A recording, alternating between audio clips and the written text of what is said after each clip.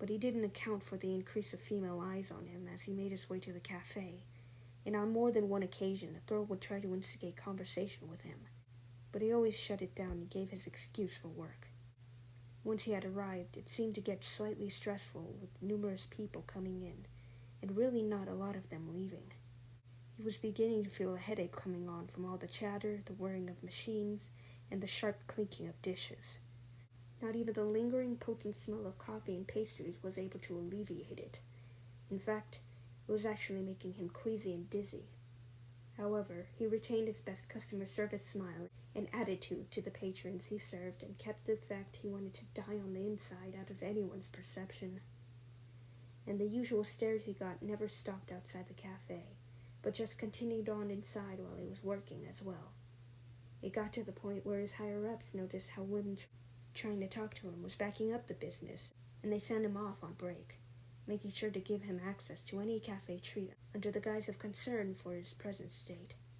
He couldn't care less about consuming anything, though, and just sat by the back, out of view of any ordering patrons, but still having a view to the rest of the cafe's seating area. Even though he wanted nothing more than to close his eyes and rest his head, he just continued to watch everything.